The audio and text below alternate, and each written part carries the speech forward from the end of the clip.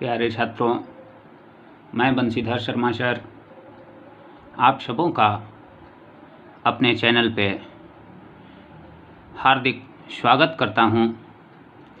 आज हम सब वर्ग 8 का एक अध्याय 2, वर्ग 8 में आने वाला अध्याय 2 एक चर वाले रैखिक समीकरण के बारे में पूरा इसी वीडियो में समझने वाले हैं।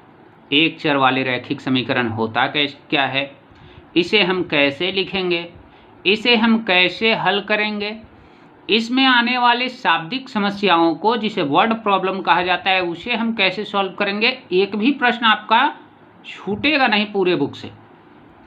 जो भी आपका सिलेबस है उसी के अकॉर्डिंग पूरा इस पे मैं वर्क करूँगा, यानी पूरा सिलेबस आपको इसमें कंप्लीट करवा दिया जाएगा। तो चलिए एक एक कर समझने का प्रयास करते हैं।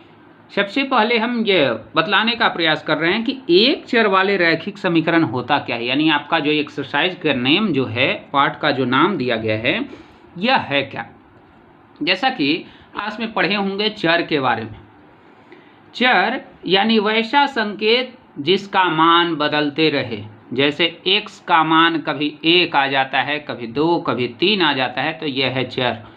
इसी तरह से y का मान कभी 1 आ जाता है, कभी 2 आ जाता है, तो यह है चर। तो यही लिखा हुआ है एक चर। कितना चर है? तो एक चर रहेगा, इसमें एक ही गोचर वाले रैखिक समीकरण।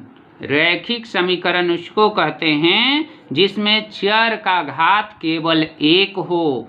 जैसे ऐसा लिखा हुआ रहेगा, अगर x जोड़ 1 बराबर 2, तो x का घात यानी इसके ऊपर एक के पावर न है, एक ही पावर यह है, तो इसके चलते यह कहलाएगा रैखिक समीकरण। लेकिन यही जो यदि ऐसा हो x to the power 2 + 5 = 6, x के पावर 2 जोड़ 5 बराबर 6, तो यहाँ x पर पावर 2 है, तो ये रैखिक समीकरण नहीं है, इसको हम द्विघात समीकरण कहते हैं। इसके बारे में आपको 10th क्लास में पढ़ना है, वो सब समझेंगे। इसमें जो भी हम पढ़ेंगे चर पर पावर 1 होगा, सिर्फ ओनली 1, एक चर वाले रैखिक समीकरण, और चर भी एक ही होगा। जैसे अगर हम लिख देते हैं x + y + 1 = 3, यहाँ जो है x y 2 चर आ गया, तो ये हो गया 2 चर वाला रैखिक समीकरण। यह जो हो गया समीकरण 2 चर वाले रैखिक समीकरण। इसमें कितना चर है? 2। तो ये भी आपको अभी नहीं पढ़ना है, यह भी आपको नहीं पढ़ना है। आपको क्या पढ़ना है? एक चर वाले रैखिक समीकरण, यानी जिसमें चर 1 होगा और घात भी उसका 1 ही होगा। इसके अलावा कुछ भी जो है वो अगले क्लास में पढ़ना है। 9वीं क्लास में 2 चर वाले रैखिक समीकरण के बारे में पढ़ना है, फिर 10वें क्लास में आपको द्विघात समीकरण के बारे में पढ़ना है, और आगे बढ़ते जाएंगे, आपका लेवल बढ़ते जाएगा, आप नया नया चीज़ों को सीखेंगे। तो अभी जो हम सीखने वाले हैं एक चर वाले रैखिक समीकरण को। अब हमें लगता है कि आप पाठ का सारांश समझ चुके होंगे कि इसमें हम सब क्या पढ़ने वाले हैं, क्या समझने वाले हैं। अब चलिए, कुछ वर्ड रहता है, उस बेस पर हम समीकरण कैसे लिखें। जैसे कहीं शब्द लिखा हुआ है आपके पास कि एक संख्या के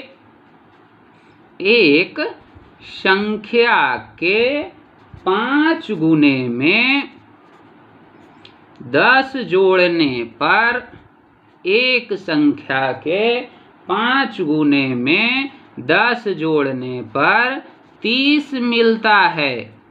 क्या मिलता है? 30 मिलता है। तो इसके लिए आपको समीकरण तैयार करना है कि एक चर वाला रैखिक समीकरण बनाइए। तो देखिए, एक संख्या के यानी संख्या पता नहीं है, जो अज्ञात होता है यही होता है चर। तो इसको मान लेना है, यह क्या है? यहाँ अज्ञात है, मालूम नहीं है, तो मान लेना है क्या? कुछ भी आप मान सकते हैं कि माना कि संख्या x है। अगर आप y भी मानेंगे तो सही होगा, z भी मानेंगे तो सही होगा, लेकिन सिंबल जो यह संकेत देना है, यह संकेत चर ही देना है, अचर नहीं दे सकते हैं। क्यों? क्योंकि अगर कहीं आप 5 लिख देंगे तो 5 को कभी 10 तो नहीं ना बन सकता है, लेकिन x का मान 10 भी आ सकता है, 5 भी आ सकता है। तो ये अज्ञात है तो अज्ञात मान लिए इसको, x चर मान लिया। अब देखिए कहता है संख्या के 5 गुने, संख्या के 5 गुने कहने का मतलब होता है कि ये जो संख्या है आप माने इसमें 5 से गुना कीजिए, तो 5 से गुना कर दिया। फिर कहता है 10 जोड़ने पर पहले 5 गुना करना है उसको और उसी में फिर 10 जोड़ देना है, तो जो मिलेगा वह होगा 30। यही हो गया हमारा समीकरण। संक्षेप में इसे हम 5x + 10 = 30 लिख सकते हैं। इस तरह से लिख दिया तो यही हो गया समीकरण। यह था इसका शाब्दिक समस्या। चलिए एक और समस्या लेकर इसे हम थोड़ा और क्लियर करने का प्रयास करते हैं। जैसे लिखा हुआ है किसी संख्या का 2 गुना, किसी संख्या का 2 गुना उस संख्या के 5 गुने से 21 कम है। 5 गुने से 21 कम है। यह भी इसी तरह से शाब्दिक समस्या दिया हुआ है। फिर से आपको समीकरण तैयार करना है। सबसे पहले आपको यही समझना है कि समीकरण बनाएंगे कैसे, और आप समझ के जाएंगे। सिर्फ ढंग से शुरू से लास्ट तक देख लेंगे, कहीं कोई प्रॉब्लम नहीं होगी, पूरे एक्सरसाइज में नहीं होगी। कहता है किसी संख्या का 2 गुना उस संख्या के 5 गुने से 21 कम है। तो फिर आप इसी तरह से लिख लेंगे कि माना कि संख्या x है। जब संख्या x मान लिया तो इसका 2 गुना हो गया, 2 से गुना करने पर 2x, इसका 5 गुना हो गया 5x। कहता है 2 गुना 5 गुना से 21 कम है। 2 गुना 5 गुना से 21 कम है, मतलब बड़ा कौन हुआ? 5 गुना। तो बड़ा में से छोटे को घटाएंगे, कितना मिलेगा? 21 मिलेगा। यानी 5x घटाओ 2x = 21। या इसे ऐसे भी आप लिख सकते हैं। इसे लिखने के लिए दूसरा तरीका यह भी है, चलिए इधर देख लेते हैं। किसी संख्या का 2 गुना मतलब 2 गुना x बराबर क्या है? उस संख्या के 5 गुने से 21 कम है, तो बराबर 5 गुना x घटाओ 21। इस तरह से भी आप समीकरण को लिख सकते हैं और इस तरह से भी लिख सकते हैं। इसी को फिर बाद में हल करते वक्त बतलाएंगे कि ये और ये दोनों है एक ही तरह का है। आप किसी तरह से लिख लें, लेकिन पहले आप समझ जाएं कि समीकरण लिखना हमें कैसे। अब चलिए एक और समस्या लेते हैं। वो उसे सिर्फ यहाँ लिखते नहीं है, सिर्फ मेरी आवाज़ पे आप गौर करेंगे। कहता है किसी संख्या का 4 गुना 40 है। क्या कर रहा है? किसी संख्या का 4 गुना 40 है। अगर आप संख्या x y मान लीजिए, चलिए बहुत x मान लिया, कुछ भी आप मान सकते हैं। माना कि संख्या y है, तो y का 4 गुना यानी 4 गुना y बराबर 40। यही हो गया समीकरण हमारा, एक चर वाला रैखिक समीकरण। इसी तरह से अगर प्रश्न कहता है रमेश की वर्तमान आयु उसकी 5 वर्ष पहले की आयु की 2 गुनी है। रमेश की वर्तमान आयु उसके 5 वर्ष पहले की आयु की 2 गुनी है। मान लिए कि रमेश की वर्तमान आयु z है, तो 5 वर्ष पहले इसका आयु हो जाएगा z घटाओ 5। कहता है कि रमेश की जो वर्तमान आयु है यानी z जो है 5 वर्ष पहले जो इसका आयु था इसका 2 गुना है। कौन दुगना है? वर्तमान वाला दुगना है। वर्तमान में जो आयु है 5 वर्ष पहले की आयु का 2 गुना है। तो जैसे रहता है कि 10 जो है 5 का 2 गुना है। 10 5 का 2 गुना है, तो बराबर संबंध देने के लिए छोटा में आपको 2 से गुना करना होगा। उसी तरह से छोटा वाला में यानी 5 यहाँ जो था तो इसमें 2 से गुना कर देना होगा। तो ये तैयार हो गया आपका एक चर वाला समीकरण। तो हमें लगता है कि आप समीकरण आसानी से लिख लेंगे। किसी भी तरह का समीकरण होगा आप चंद सेकंड में उसे लिख देंगे। चलिए अब हम समझते हैं इस समीकरण को हल कैसे करेंगे। पहले तो हम सब समझ गए लिखना कि कभी जो शाब्दिक समस्या लिखा हुआ है उसे समीकरण में कैसे परिवर्तित कर दें, एक चर वाले रैखिक समीकरण में कैसे परिवर्तित कर दें। अब हम इसमें समझने का प्रयास करते हैं कि जो समीकरण आ गया इसका हल हम कैसे निकालें, यानी यहाँ संख्या का मान कैसे निकालें, संख्या का मान कैसे निकालें, इस जगह पे आयु जो है वर्तमान आयु कैसे निकालें, ये सब समझेंगे। यानी इसमें जो आपको दिख रहा है 100Z का मान, यह निकालने के लिए अब हम सब सीखते हैं। चलिए अब हम सब समझने का प्रयास करते हैं कि समीकरण का हल कैसे करेंगे, हल कैसे ज्ञात करेंगे। तो इसको हम दो पार्ट में बांट दिए हैं। पहले पार्ट में वैसा समीकरण जिसमें एक तरफ बीजीय व्यंजक हो इस तरह का, और दूसरा तरफ केवल अचर हो, यहाँ फिक्स्ड क्वांटिटी हो जिसका मान ना बदले, तो इसका हल। और दूसरा होगा जिसमें दोनों साइड में बीजीय व्यंजक हो। इससे ज़्यादा फिर कुछ नहीं होगा, सिर्फ आप ढंग से स्टेप बाय देख ले, एक भी समीकरण का हल आपसे नहीं छूटेगा, चाहे कितना भी बड़ा दे दे, कितना भी छोटा दे दे, सिर्फ आप शुरू से लास्ट तक ढंग से देख लें। तो चलिए यह देखते हैं कि समीकरण के हल। तो इसमें दो चीज़ आपको याद रखना है। पहला, चिन्ह का परिवर्तन। जैसे जोड़ है, जोड़ को अगर हम परिवर्तित कर रहे हैं, दूसरे पक्ष में ले जाएंगे, इसमें दो पक्ष बोला जाता है, एक को बायां पक्ष, एक को दायां पक्ष। जैसे कॉपी की तरफ हम देख रहे हैं तो दाहिना हाथ की तरफ जो पार्ट आया इसे दायां पक्ष कहेंगे, और बायां हाथ के तरफ जो भाग आया इसे हम बायां पक्ष कहेंगे। तो यह हो गया बायां पक्ष और यह हो गया दायां पक्ष। उसी तरह से यहाँ यह पूरा है बायां पक्ष, यह है दायां पक्ष, यहाँ पूरा यह बायां पक्ष, यह दायां पक्ष, यह पूरा बायां पक्ष, इधर दायां पक्ष।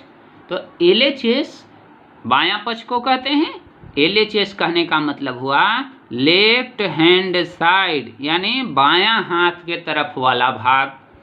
RHS कहने का मतलब है राइट हैंड साइड, यानी दायां हाथ के तरफ वाला भाग। तो अगर हम जोड़ को बायां पक्ष से दायां पक्ष की ओर ले जाएंगे तो घटाव में परिवर्तित हो जाएगा, और यही यदि घटाव को पक्ष हम अगर बदलते हैं तो जोड़ में आ जाएगा, यानी जोड़ घटाव में और घटाव जोड़ में परिवर्तित हो जाएगा। दूसरा, ऐसे इसके बारे में आप 7th क्लास में भी पढ़े थे, लेकिन आपके बुक में इसको पहले जिक्र किया गया है, इस पर बेस्ड प्रश्नावली 2.1 दिया गया है, इसके चलते इसको मैं बतला दे रहा हूँ। ऐसे रिवीजन के तौर पर भी बेहतर है और कुछ नया ही मिलेगा। जो भी आप अभी तक पढ़े हैं उससे कुछ बेहतर ही मिलेगा। थोड़ा सा सिर्फ धीरे रखें, फिर आप ही कहेंगे कि नहीं बेहतर। और जोड़ जो है घटाव में कन्वर्ट हो जाएगा। इसी तरह से गुना जो है वह भाग में कन्वर्ट हो जाएगा।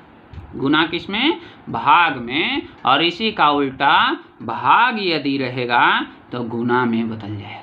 बस यही दो चीज़ याद रखना है, पूरा समीकरण आप खत्म कर लेंगे। चलिए देखते हैं हम सब प्रॉब्लम पे। जोड़ घटाव में याद रखिएगा और घटाव जोड़ में, इसी तरह से गुना भाग में और भाग गुना में।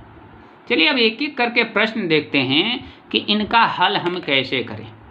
तो चर अचर समझना अभी पहले आपको बतलाए थे। चर अचर यानी x, a, b, c इस टाइप का जो दिख रहा है यह हो गया चर। ये जो 2, 7, 8 ये सब दिख रहा है यह है अचर। तो पहले आपको क्या करना है कि एक साइड में चर वाला पार्ट को रखे या दूसरे साइड में अचर को भेज दें।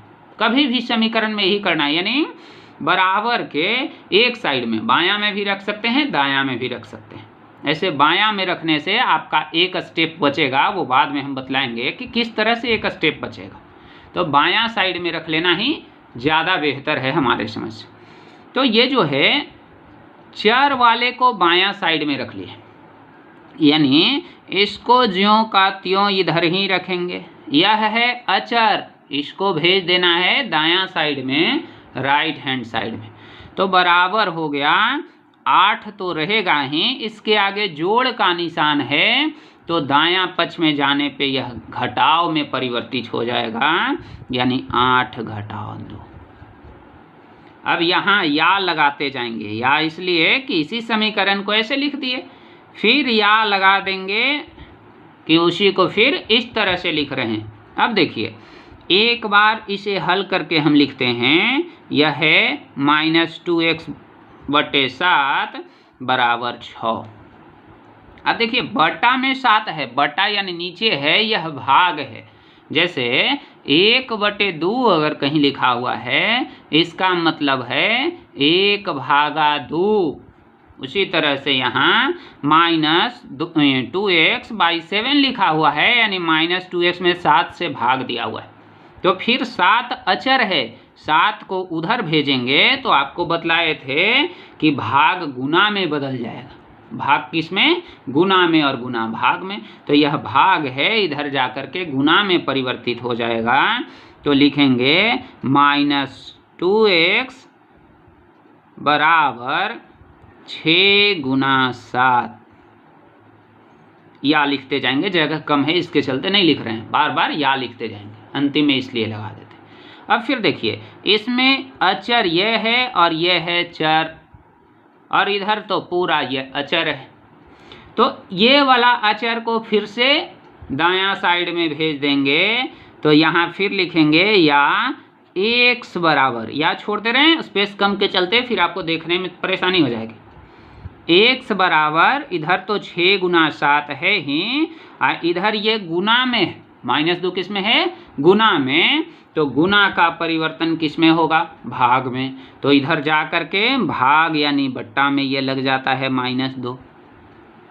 अब ये 2 से 6 3 बार में कट गया, तो यह हो गया -21। माइनस नीचे था तो -2 से अगर पूरे पूरे काटेंगे तो यह -3 बार में कट जाएगा। -2 × -3 = 6। -2 × -3 बराबर कितना होता है? 6 होता है। माइनस माइनस प्लस और 3 दूना 6।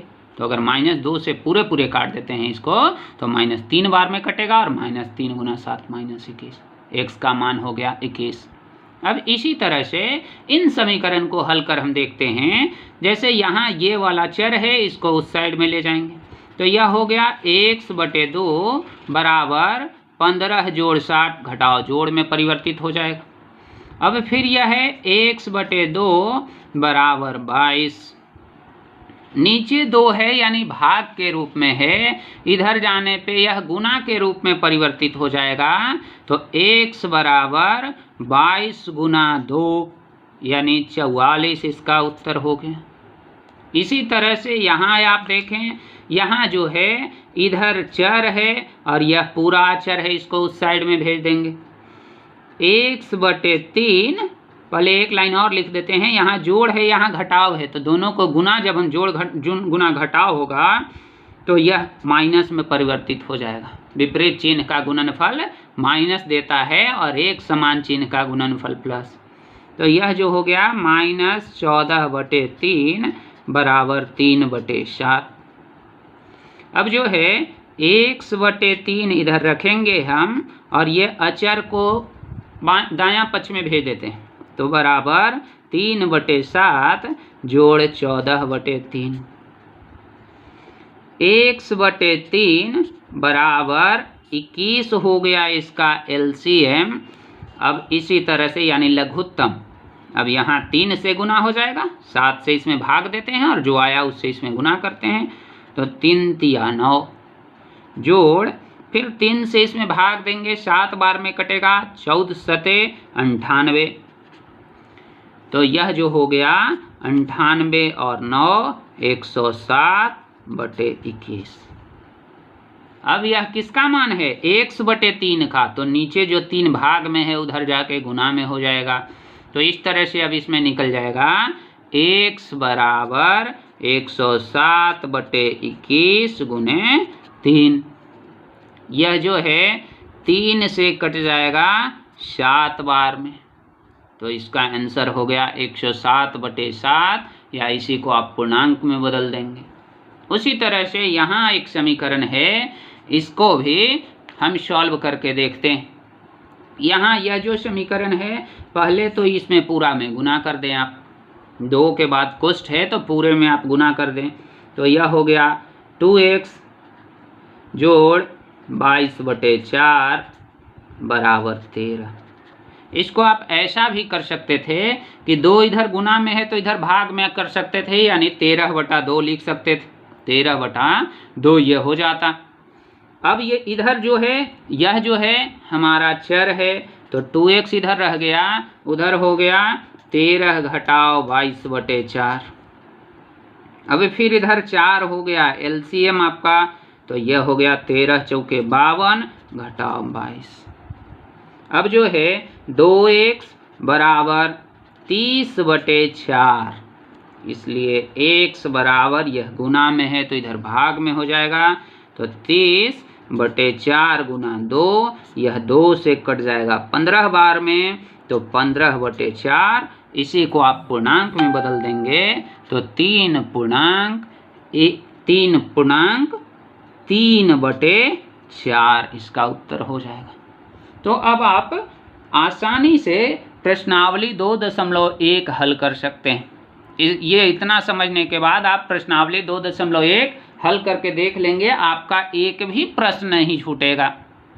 या समीकरण, अब एक टाइप का और समीकरण आ सकता है जो आपके बुक में आगे वाला एक्सरसाइज में दिया हुआ है। अब चलिए हम उसे समझने का प्रयास करते हैं। चलिए अब वैसे समीकरण के बारे में हम चर्चा करते हैं जिसमें दोनों तरफ चर हो। इसमें इधर भी चर है और इधर भी चर है। इसे कैसे हल करेंगे? तो आप बड़ा देख के डरिएगा नहीं। सबसे पहला यही कंडीशन है मैथ का। मैथ जो है जितना बड़ा देखने में लगता है एक्चुअल में उतना बड़ा नहीं होता, बल्कि उसका स्टेप हम जानें कि किस तरह से ये सॉल्व होता है, स्टेप वाइज आपको जाना। तो जो हम बतलाते हैं, मेरी बातों को अगर आप ध्यान से सुनते हैं तो कितना भी बड़ा समीकरण आपको एक चर वाला दिया जाएगा, उसमें आप कभी कंफ्यूज नहीं करेंगे, एक चर वाला सभी समीकरण बना के लाएंगे और बिल्कुल आप अपने लैंग्वेज में बहुत बेहतर तरीका से बना के लाएंगे। तो चलिए इसे हम समझते हैं। और अगर अभी तक वीडियो आपको अच्छा लग रहा है तो एक बार इसे लाइक कर लें और चैनल पर अभी तक नए हैं तो सब्सक्राइब कर लें, ताकि इसी टाइप का वीडियो आपको और भी देते रहेंगे। सभी क्लास का, 9th का, 10th का, 9th 10th ऐसे CBSE वाले बच्चों के लिए कुछ एक एक टॉपिक का दिया भी है। और आज जो है आपका बिहार बोर्ड वाला 8th क्लास का एक टॉपिक दे रहे हैं, फिर से इसी तरह से 9 वाला, 10 वाला सारा टॉपिक अपलोड करें। तो अगर आपके घर में कोई सीनियर हैं, जूनियर हैं, तो सबको कहिए कि नहीं बहुत बेहतर कंटेंट मिल रहा है और इस पर हमेशा इसी तरह का कंटेंट मिलते रहेगा। और भी टीचर को हम जोड़ने वाले हैं इस चैनल पे, जो इंग्लिश पढ़ाएंगे, SST पढ़ाएंगे और भी सब्जेक्ट, यानी सारा सब्जेक्ट का ज्ञान आपको घर बैठे फ्री ऑफ कॉस्ट मिल जाएगा। तो चलिए देखते हैं इसका हल कैसे करें। तो फिर से या लिखना है हर जगह। या क्यों लिख रहे हैं? क्योंकि इसी को इस तरह से फिर परिवर्तित कर रहे हैं, माने ऐसा नहीं तो ऐसा, नहीं तो ऐसा। तो या लिख दिया।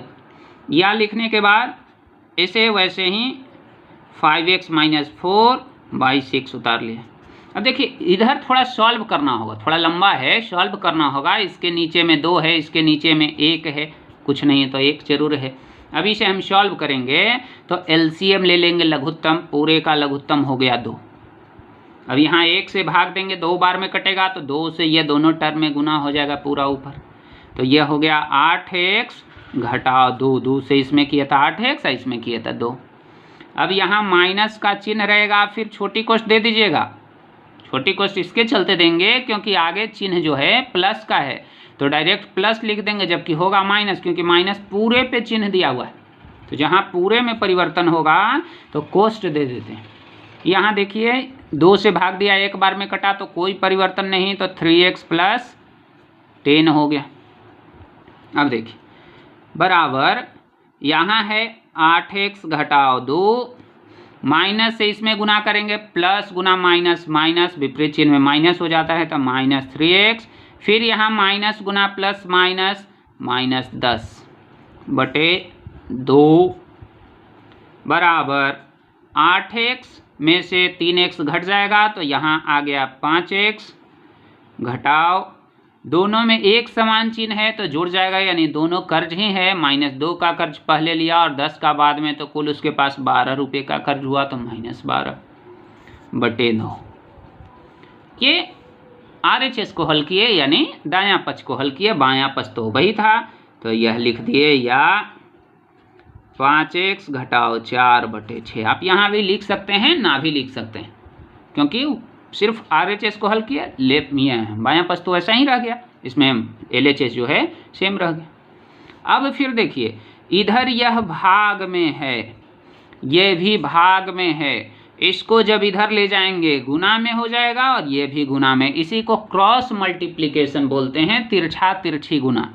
तिरछा तिरछी मतलब इसका गुना इसके साथ और इसका गुना इसके साथ, कारण कि यह भाग में है, उधर जाएगा तो गुना में। तो या 2 पूरे में गुना हो जाएगा, तो 2 गुना 5x घटाओ 4, पूरे के लिए कोष्ट दे देंगे, आपको बाद में परेशानी नहीं होगी। फिर इधर 6 से पूरे में गुना, तो 6 गुना 5x घटाओ 12, या 2 से करेंगे तो यहाँ 10x minus 8 equal to 30x minus 72। अब देखिए, या एक साइड में अब LHS चर को कर देते हैं और दूसरे साइड में अचर को कर देते हैं। तो यह जो है चर इधर जब हम लाएंगे तो यह हो जाएगा 10x minus 30x equal to बराबर माइनस 72 तो पहले से है और ये माइनस 8 जाएगा उधर तो प्लस में बदल जाएगा, हो जाएगा प्लस 8। या 10x में से 30x घटेगा तो माइनस चिन्ह बड़ा है, 30 वाला चिन्ह बड़ा है तो बड़े वाले का चिन्ह होता है, हो जाता है घटाओ, तो माइनस 20x बराबर इधर भी उसी तरह से माइनस का चिन्ह होगा और हो जाएगा घटाओ 64। माइनस से माइनस कट गया, दोनों तरफ एक समान चिन्ह है तो कैंसिल हो जाता है, तो इसलिए x बराबर 64/20। यह जो है इसे आप जब कैंसिल कर देंगे, काट देंगे, तो आपका फाइनल रिजल्ट आ जाएगा 4 से यह कट जाएगा 5 बार में और यह कट जाएगा 16 बार में। तो 16/5 यानी 3.1/5 यही हो गया आपका x का मान। तो अगर स्टेप वाइज हम चलते हैं तो कहीं प्रॉब्लम नहीं होगी, ये तो हम आपको समझा रहे थे, इसके चलते इतना टाइम लगा, नहीं तो एक बार आप स्टेप सॉल्व जान जाएंगे तो फिर इसको जो है 1 से 1.5 मिनट में हल कर देंगे। 1 मिनट बहुत ज़्यादा हो गया इसके। अब चलिए इसमें देखते हैं, है तो एक ही साइड में चर लेकिन बहुत सारा चर, बहुत सारा है, भिन्न के रूप में है, तो पहले एक साइड वाला ही सॉल्व कर लेंगे हम। यानी जैसा आप भिन्न का जोड़ करते हैं, घटाव करते हैं, उसी तरह से। तो 3, 2 और 5 है, इसका LCM यानी लघुत्तम जब आप लेंगे तो यह हो जाएगा 30। अब इसमें सबको सॉल्व कर रहे हैं तो 30 में 3 से भाग देंगे, 10 बार में कटेगा, तो इससे पूरे टर्म में 10 से गुना, यानी 10 गुना 4y+1 जोड़ 2 से फिर यहाँ भाग करेंगे तो 15 बार में कटेगा, 15 गुना 2y घटाओ 1, घटाओ का चिन्ह दे दिया, 5 से यह 6 बार में कट गया, तो 6 गुना 3y-7, कोष्ठ बंद कर देंगे, बराबर दायां पक्ष में जो था टर्म वही लिख दिया।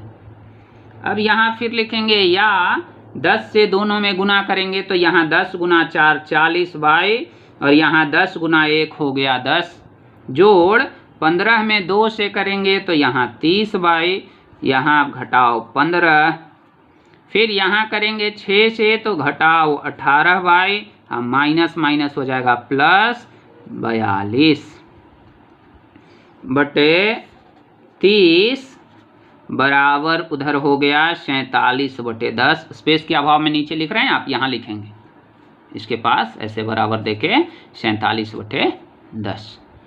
अब देखिए यहाँ 10 भाग में है, यहाँ 30 भाग में, पहले ऊपर वाला सॉल्व कर लीजिए, बहुत ज़्यादा लंबा है। या हर जगह देखिए यहाँ भी y है, यहाँ भी y है, यहाँ भी y है, तो एक समान चीज़ है तो एक समान चीज़ सॉल्व हो जाएगा एक साथ। तो 40y इधर है, उसमें जोड़ना है 30y को, तो 70y हो गया और उसमें से 18y को घटा देना है, तो 70y में से 18y को घटा देंगे तो 52y बचेगा। अब यहाँ देखिए 10 प्लस में है और 42 प्लस में है, तो दोनों को जोड़ दिया, हो गया 52 और 52 में से 15 को घटा देना है, तो 52 में से 15 को आप घटा देंगे तो यह आ जाएगा 37 बटा 30 बराबर 47/10। अब यहाँ यह भाग में है तो तिरछा तिरछी गुना यानी क्रॉस मल्टीप्लाई कर दीजिए। तो या ऐसे आप यहाँ काट भी सकते थे, दोनों में नीचे जो है एक समान है। 10 से 30 जो है 3 बार में यह कट भी सकता है, क्योंकि इधर भी जाएगा तो फिर उसी तरह से कटेगा, या 30 को इधर ले जाएंगे तो 3 बार में कट जाएगा ना, तो नीचे भी कट जाता है। तो 3 बार में ये कट गया। अब सिर्फ इधर 3 से गुना, इधर तो 1 हो गया, तो गुना करे या ना करे बात बराबर। तो 52 जोड़ 37 बराबर 47 गुने 3। यह जो आप गुना करेंगे आ जाएगा 7 या 21 और 4 या 12 2 14 141। या 52 बराबर 141 घटाव 37, यह हो जाएगा 104 के बराबर। इसलिए y बराबर 104/52 बराबर 2। इस तरह से अब हमें पूर्ण भरोसा है कि आप कोई भी समीकरण को हल कर देंगे। अब इसमें ज़्यादा से ज़्यादा यह हो सकता है कि डेसिमल रहे, दशमलव टाइप का रहे। जैसे ऐसा हो जाएगा कि 0.3x बराबर 1.3 है। तो इसलिए x का मान 0.3 गुना में उधर जाएगा, भाग में हो जाएगा। तो x बराबर 1.3/0.3, दोनों में दशमलव के बाद सेम अंक है तो कट जाएगा, 13/3 उत्तर हो गया इसका, यानी 4.1/3। तो अब दशमलव का सिर्फ जोड़ घटाव गुना भाग एक्स्ट्रा हो सकता है, यानी तो इससे ज़्यादा कुछ नहीं। सब जो पूरा हम पढ़ाए आपको टॉपिक, सिर्फ 2 लाइन आपको हमेशा याद रखने के लिए बताए थे कि जोड़ उधर जाएगा घटाव में, घटाव जोड़ में। गुना अगर परिवर्तन होगा पक्ष तो गुना भाग में और भाग गुना में, इसके अलावा कुछ नहीं। फिर वही सोचना है कि एक जगह चर को कर दें, दूसरे जगह अचर को कर दें, और उसके बाद फिर सॉल्व करते जाएंगे तो कहीं कोई प्रॉब्लम नहीं होगी। अगर इसके बावजूद भी अगर कहीं समस्या है आपको तो कमेंट में लिखिएगा कि यह नहीं बना, और इसे आप सॉल्व करने के लिए यह बिहार बोर्ड के द्वारा जो बुक दिया गया है गणित का, यानी गणित कक्षा 8 के लिए, उसका प्रश्नावली 2.3 आप हल कर सकते हैं। प्रश्नावली 2.3 में सिर्फ 2 क्वेश्चन जो शाब्दिक समस्या है उसे छोड़कर सारा अब आप हल कर ले सकते हैं। अब एक सिर्फ बचा इसमें शाब्दिक समस्या। चलिए उसे हम समझते हैं कि इसका शाब्दिक समस्या किस तरह से हल किया जाए, उसको इंग्लिश में कहते हैं वर्ड प्रॉब्लम। तो चलिए उसे देखते हैं। प्यारे छात्रों, अब हम शाब्दिक समस्याओं की चर्चा करते हैं, यानी वर्ड प्रॉब्लम को। इसमें जो है हमें सिर्फ समीकरण लिखने में परेशानी होती है। अगर हम समीकरण ढंग से लिख लें तो जैसा मैंने पीछे आपको हल करने के लिए बतलाया था उसी तरह से आप आसानी से हल कर सकते हैं। तो चलिए एक एक कर, जो प्रश्न आपका वर्ग 8 के पुस्तक में जो दिया गया है, बीटीबीसी का जो पुस्तक है उसमें जो दिया गया है, उसके समीकरण लिखने के लिए हम चर्चा कर लेते हैं कि किस तरह से लिखेंगे और क्या होगा। फिर तो शेष सारे का हल करने के लिए आपको बतला दिए हैं, उसी का प्रयोग करना है। तो चलिए एक एक करके देखते हैं। प्रश्नावली 2.2 का पहला प्रश्न कहता है, यदि किसी संख्या के आधे में से 1/4 घटाया जाए तो 1/8 प्राप्त होगा। मान लिए कि वह संख्या x है। पहला जो है इसमें आप मान लिए कि माना की संख्या x है, माना की संख्या x है। अब यह x का आधा, यानी अब प्रश्न से लिख देंगे। प्रश्न से क्या हो गया भाई, तो प्रश्न से कह रहा है कि x का आधा जो है, किसी संख्या के आधे में से 1/4 घटाया जाए। इसमें से कितना घटाना है, 1/4 घटाना है। तो जो उत्तर प्राप्त होगा 1/8 प्राप्त हो जाएगा। अब इसे आसानी से आप हल कर सकते हैं। 1/4 को उधर ले जाएंगे, भिन्न का जोड़ बना लेंगे, 2 से उधर गुना कर देंगे, x का मान आ गया, जैसा कि आपको पीछे हमने बतलाया है। अब चलिए दूसरे प्रश्न की ओर चलते हैं। दूसरा प्रश्न में कहता है, यदि किसी आयत की लंबाई और चौड़ाई का अंतर 5 मीटर हो और परिमिति 110 हो तो लंबाई और चौड़ाई ज्ञात करें। साधारणतः यह देखा जाता है कि लंबाई बड़ा और चौड़ाई छोटा होता है। तो यहाँ छोटे वाले को आप मान ले, माना कि चौड़ाई x है, चौड़ाई को क्या मान लिया, माना कि चौड़ाई x है, तो लंबाई यहाँ हो जाएगा x जोड़ 5, क्योंकि कहता है कि दोनों का अंतर 5 है, यानी लंबाई में से चौड़ाई को अगर हम घटाएंगे तो अंतर 5 है। यहाँ आप लंबाई को भी 5 मान के चौड़ाई को x + 5 मानेंगे तो गलत नहीं होगा, लेकिन गणितज्ञ लोग जो हैं लंबाई को बड़ा और चौड़ाई को छोटा मानते आ रहे हैं, तो इसी तरह से मैंने यहाँ चौड़ाई को छोटा और लंबाई को बड़ा कर दिया। आप उल्टा भी मानेंगे तो प्रश्न में कहीं कोई गलती नहीं होगी, आपका हल भी सेम आ जाएगा, उसमें कोई प्रॉब्लम नहीं। यही है कि वहाँ चौड़ाई बड़ा आ जाएगा, जब ऐसा करेंगे तो चौड़ाई बड़ा आ जाएगा। वो हो सकता है, ऐसा कुछ नहीं है कि चौड़ाई छोटा, लेकिन गणितज्ञ लोग पहले से ही वैसा मानते आ गए हैं, वही हम लोग भी मान रहे हैं वो। तो लंबाई चौड़ाई आ गया। अब कहता है कि इसका परिमिति 110 मीटर है। तो आयत का परिमाप होता है 2 गुना लंबाई जोड़ चौड़ाई। तो 2 गुना लंबाई है आपका x + 5, चौड़ाई है x, और दोनों का ये जो मान कुल दिए हुए है परिमाप का 110। अब फिर इसी समीकरण को हल कर देंगे। 1x 2x + 5 बराबर 110 होगा। ये 2 से इधर भाग लग जाएगा तो 55, तो 2x + 5 बराबर 55, 2x बराबर 5 घट जाएगा 50 और x का मान 25 आ जाएगा, जैसा कि आपको पहले मैं सॉल्व करने के लिए बतलाया हूँ। अब फिर यहाँ देखिए तीसरे प्रश्न को। तीसरा प्रश्न कहता है, यह कंपटीशन में भी बहुत पूछता है, आज नहीं देखेंगे इसको तो बाद में समस्या आपके लिए क्रिएट हो जाएगी। बहुत ज़्यादा कंपटीशन में आगे पूछता है यह प्रश्न, बिहार पुलिस है, दरोगा है, सब में ये सब पूछते रहता है। ये चीनी के मूल्य में 25% की वृद्धि होने पर अब 1 किलोग्राम चीनी का मूल्य 32 रुपया है, तो प्रारंभ में चीनी का मूल्य प्रति किलोग्राम क्या था। इसको 2 तरीका से बनाया जा सकता है। एक तरीका जो यूनिटरी मेथड है, एक नियम से बनता है 100 रुपया मान करके, लेकिन चूंकि चलिए यह हम पाठ पढ़ रहे हैं एक चर वाला रैखिक समीकरण, तो इसे आपको रैखिक समीकरण से ही हल करना होगा अभी, क्योंकि इसी प्रश्नावली में हम चल रहे हैं एक चर वाला रैखिक समीकरण। तो वैसा ही हल करते हैं। मान लिए, माना कि पहले जो है शुरू में चीनी का मूल्य 100 रुपये प्रति किलो था, माने 100 रुपया में 1 किलो चीनी मिलता था। अब जो है जब 25% बढ़ जाएगा, क्या हो जाएगा, 25% की वृद्धि होने के बाद चीनी का मूल्य x तो पहले से रहेगा और x का 25% और बढ़ जाएगा।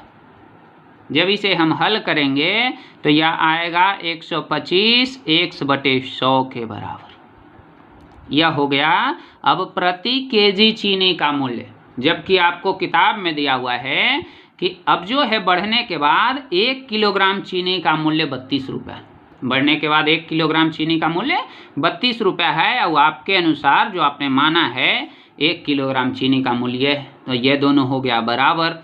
यानी प्रश्न से 125 x/100 बराबर हो गया 32। अब इसी को आप हल कर देंगे तो x का मान आ जाएगा, यानी प्रारंभ में चीनी का मूल्य क्या था वह ज्ञात हो जाएगा। चलिए अब आगे के प्रश्नों को हम देखते हैं। चलिए अब प्रश्न संख्या 4 देखते हैं। 4 में कहता है 2 विभिन्न मूल्य वाली 35 कलमों का मूल्य 60 रुपये है, माने अलग अलग दाम का कलम है, कोई 3 रुपये का है, कोई 4 रुपये का है, इस तरह से यहाँ तो 1.5 और 2 रुपया दिया हुआ है। तो अलग अलग मूल्य वाला 35 कलम है जिसका कुल कीमत 60 रुपये। कहता है यदि एक सस्ती कलम का मूल्य 1.5 रुपया, यानी जो सस्ता वाला कलम है उसका मूल्य 1.5 रुपया है, और महंगा वाला एक महंगी कलम का मूल्य 2 रुपया है, तो कितनी महंगी कलमें खरीदी गई, यानी महंगा कलम कैगो है और सस्ता कलम कितना है, इस संख्या आपको निकालना है। तो मान लिए प्रश्न संख्या यह था 4। इसमें मैंने मान लिया कि कलम जो है महंगा वाला कलम x है, तो सस्ता वाला कलम, दोनों को जोड़ करके कुल 35 कलम है, तो सस्ता वाला कलम हो जाएगा 35 घटाओ x। अब देखिए जो सस्ता वाला कलम है, एक कलम का दाम 1.5 रुपया है, तो आपके पास 35 घटाओ x कलम का दाम हो जाएगा इतना गुना 1.5 जोड़ महंगा वाला जो यह कलम है इसका दाम 2 रुपया का एक कलम है, तो x कलम का दाम हो जाएगा x गुना 2 और कुल कीमत दिया हुआ है 60 रुपया। इसी समीकरण को हल कर देंगे तो x आ जाएगा महंगा वाला कितना कलम। अगर यही आपसे पूछता सस्ता कलम तो 35 में से उसे घटा देंगे x को, जो x का मान आएगा तो आपको आ जाएगा कि कितनी सस्ते कलमें हैं वहाँ। अब चलिए 5वां प्रश्न की ओर चलते हैं। इसमें कहता है एक त्रिभुज के तीनों कोण 2:3:5 के अनुपात में हैं, तो उनके तीनों कोणों का मान ज्ञात कीजिए।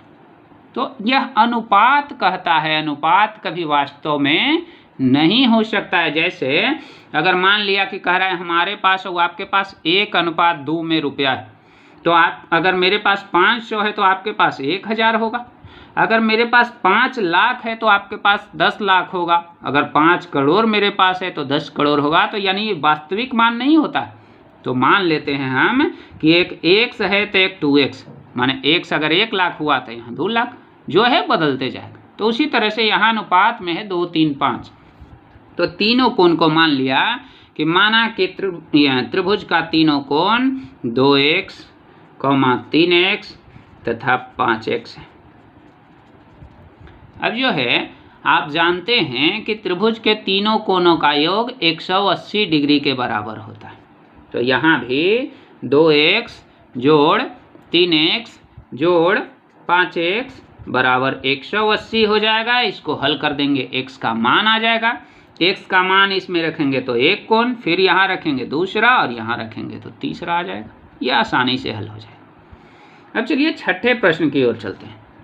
छठा में कहता है बिल्लू के पास 1 रुपया, 2 रुपया एवं 5 रुपये के कुल 160 सिक्के हैं, जिनका कुल मूल्य 300 रुपया है। माने 1 रुपया सिक्का है, 2 रुपया है और 5 रुपया है। कुल मिला के सिक्का की संख्या है 160। इसका जो कीमत है सबको जोड़ दे, माने 5 रुपया को जोड़ लिए, एगो सिक्का 5, 10 ऐसे करते करते तो कुल मिला के 300 रुपया है हमारे पास पैसा। अब कहता है कि यदि 2 रुपये के सिक्कों की संख्या 5 रुपये के सिक्कों की संख्या की तिगुनी है तो प्रत्येक प्रकार के सिक्के कितने हैं यह ज्ञात करना है। तो मान लिए हम कि 5 रुपया वाला जो है हमारे पास एक सिक्का, कितना सिक्का है 5 रुपया वाला, एक सिक्का है। तो 5 रुपये वाला 2 रुपये के सिक्कों की संख्या 5 रुपये की सिक्कों की संख्या कितनी गुनी है, मैंने 5 रुपया से 2 रुपया 3 गुना अधिक है। तो 2 रुपया सिक्का की संख्या कितना हो जाएगा, इसमें 3 से गुना कर देंगे। कुल मिला के कहता है 160 सिक्का है, तो 1 रुपया वाला सिक्का की संख्या हो जाएगा 160 घटाओ ये दोनों सिक्का को उसमें जोड़ देंगे, x जोड़ 3x, यानी 1 रुपये वाला सिक्का हो गया 160 घटाओ 4x। अब कहता है कि कुल मूल्य जो इसका है 300 रुपये के बराबर, 300 रुपये के बराबर इनकी कुल कीमत है। यानी एक सिक्का 5 रुपया वाला रहेगा तो इसका कीमत हो जाएगा 5x, 5 से गुना हो जाएगा, 5 रुपये का है एक सिक्का। तो 2 रुपये वाला 3x सिक्का है तो 3x गुना 2 इसका कीमत हो जाएगा। 1 रुपया वाला है तो 160 घटाओ 4x गुना 1 हो जाएगा और कुल कीमत दिया हुआ है 300 रुपया। अब इस समीकरण को हल जब हम कर देंगे तो इसका मान आ जाएगा x का, यही हो गया 5 रुपये वाले सिक्के की संख्या। 2 रुपये वाले इसका 3 गुना कर देंगे, 1 रुपया वाला इसमें रखेंगे, मान निकाल लेंगे, सारा सिक्का अलग अलग निकल गया।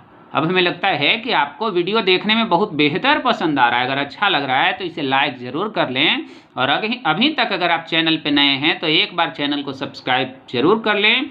आगे भी इसी तरह का लगातार मैं वीडियो देते रहूँगा अपने इस चैनल पे। तो चलिए अब आगे वाले प्रश्नों को देखते हैं। चलिए अब 7वें प्रश्न को देखते हैं। 7वां में कहता है पिता ने अपने 3 संतानों के बीच अपनी संपत्ति का बंटवारा 1:2:3 में किया और अपने लिए 1 लाख रुपए रखता है। यदि कुल संपत्ति 2.5 लाख है तो प्रत्येक संतान को कितने हिस्से मिले। तो मान लेंगे कि तीनों संतान में एक को 1 रुपया मिला, दूसरे को 2x मिला और तीसरे को 3x मिला। काहे कि इसका अनुपात जो है 1:2:3 है। जैसा कि पिछले प्रश्न में आप देखे थे, वहाँ 5वां प्रश्न में वहाँ अनुपात 2:3:5 था। तो अनुपात रहता है, वो वास्तव में मान नहीं होता है, तो x या y कुछ लगा के मान लेते हैं इसको। अब कहते हैं कि 1 लाख अपने पास भी रखा, तो इतना पैसा तो सब बेटा को दिया। पहले को 1 रुपया दिया, दूसरे को 2x दिया और तीसरे को 3x रुपया दिया, प्लस 1 लाख वो खुद भी रखा है। 1 लाख रुपया वो खुद भी रखा है और सब जोड़ करके कुल जो पैसा है 2.5 लाख के बराबर है 2,50,000 रुपये। अब इस समीकरण को हल कर देंगे तो x का मान आ जाएगा। पहले बेटा में रखेंगे x का मान, तो कितना मिला। दूसरे में उसी को 2 से गुना कर देंगे दूसरा बेटा को, और 3 से गुना कर देंगे तीसरे बेटे को, कितना पैसा मिला। तो इस तरह से 7वां प्रश्न आप हल कर सकते हैं। 8वां कहता है 11 के लगातार 3 गुणजों का योग 231 है, तो उन्हें ज्ञात कीजिए। 11 के गुणज, किसी का गुणज क्या होता है, जैसे 2 का गुणज कहता है तो 2 का पहला गुणज 2, दूसरा इसमें 2 से गुना करेंगे 4, तीसरा 6, चौथा 8, यही लगातार गुणज होता है। यानी उस संख्या में पहले 1 से गुना, फिर 2 से गुना, फिर 3 से गुना करते जाएंगे।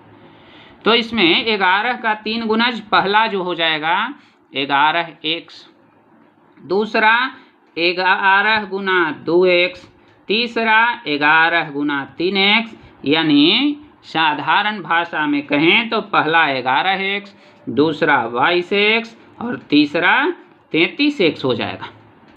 और सबका जोड़ प्रश्न में कहता है, तीनों को अगर आप जोड़ देंगे तो इसका जोड़ 231 के बराबर है, तो तीनों को ज्ञात कीजिए। तो यहाँ से आप x का मान निकाल लेंगे और 1 में रखेंगे तो पहला गुणज, दूसरा और तीसरा गुणज।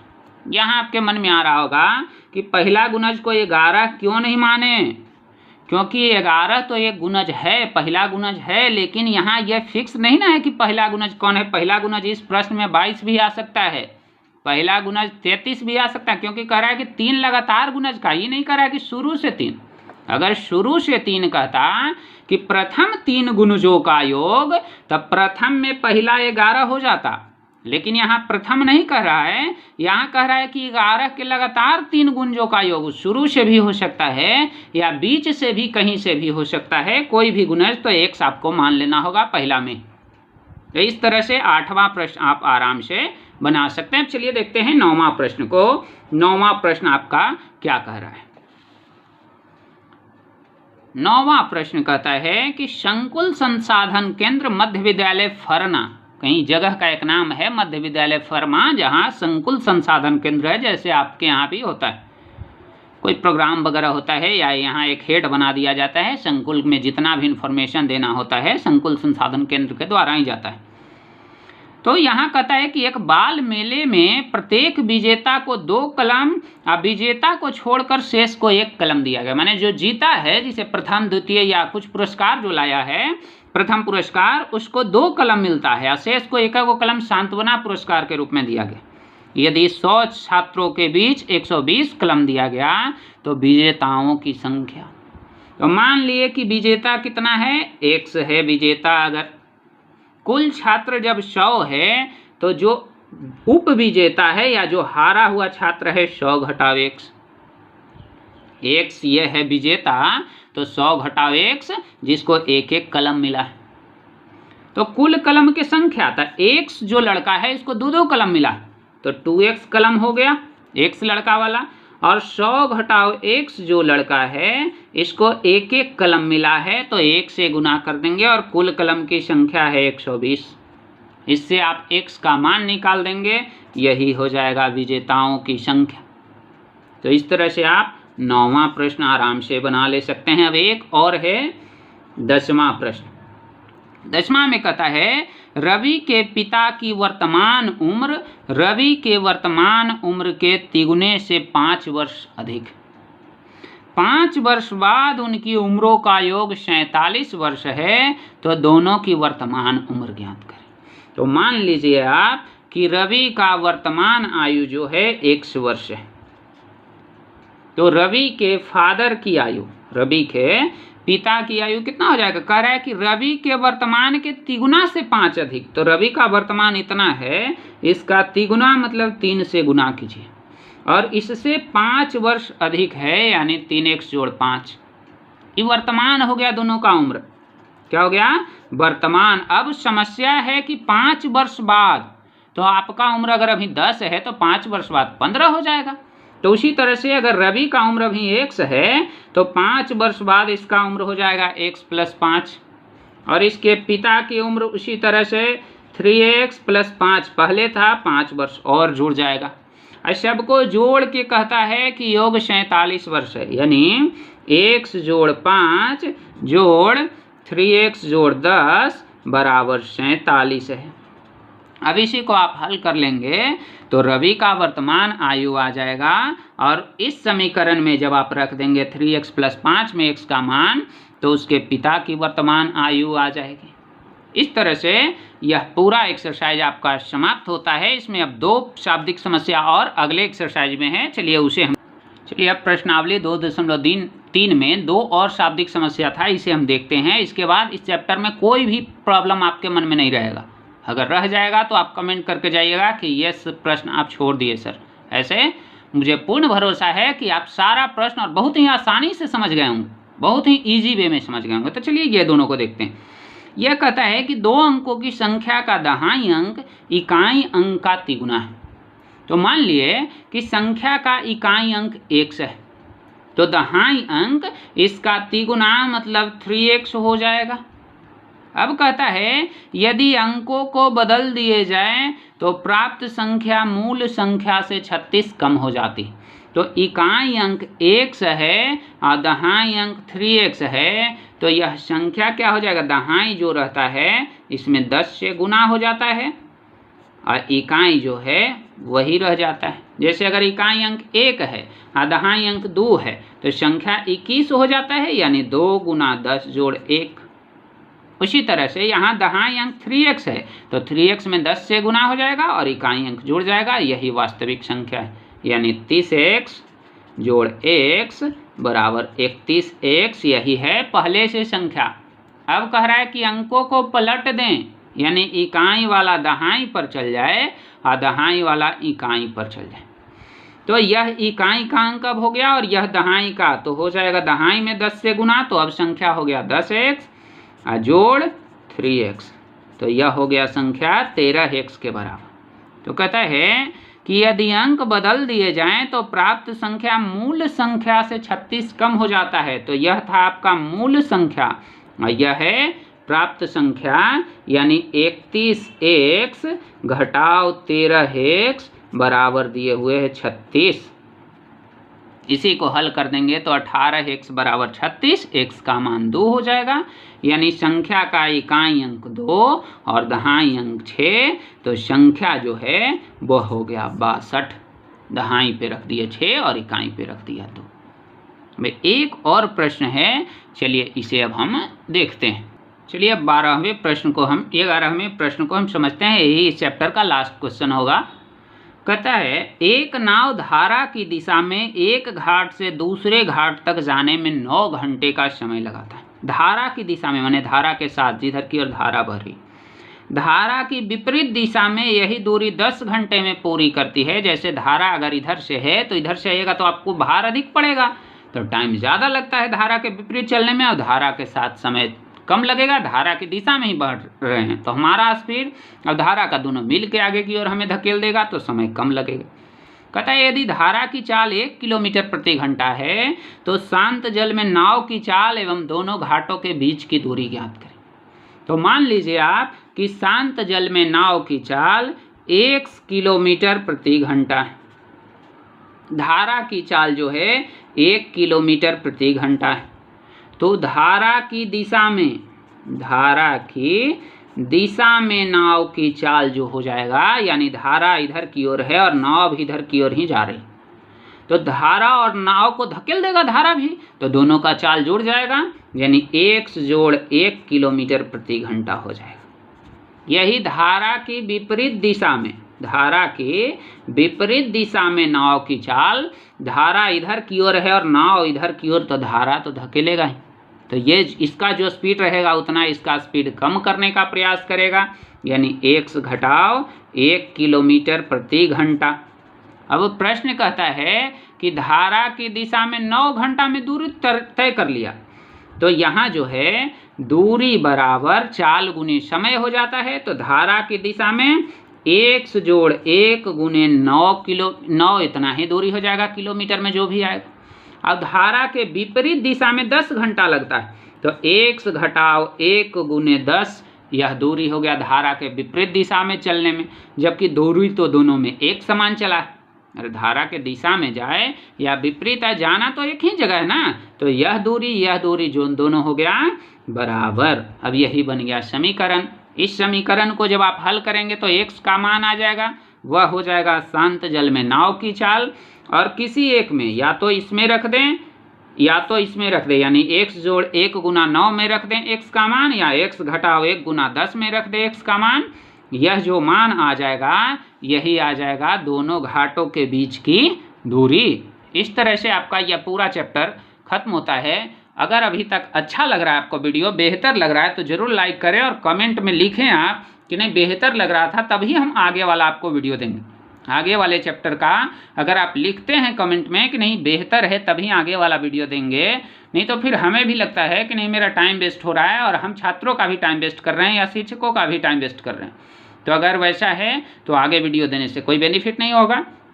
तो चलिए, अगर वीडियो आपको पसंद पड़ रहा है, अच्छा लग रहा है, तो इसे लाइक कर दें और शेयर भी करें, दोस्तों को बतलाएं, 2-4 दोस्त को या शिक्षकों के बीच भी शेयर आप करेंगे अगर, तो मेरा वीडियो प्रसारित होगा और मुझे भी खुशी होगी कि नहीं लोग देख रहे हैं, यानी मेरे वीडियो का डिमांड है। तो आगे वाला चैप्टर का भी हम वीडियो इस पर देंगे, साइंस का भी जाएगा, मैथ, SST, इंग्लिश, सारे चैप्टर का वीडियो जाएगा, और सारे का कंसेप्चुअल जैसा मैं इस तरह समझा रहा हूँ उसी तरह के शिक्षकों को वहाँ भी कलेक्ट करके ले जाऊँगा और उनसे समझवाने का प्रयास करूँगा। तो अब यहीं तक अगर आप चैनल पर नए हैं तो एक बार इसे सब्सक्राइब जरूर कर लें। शेष धन्यवाद।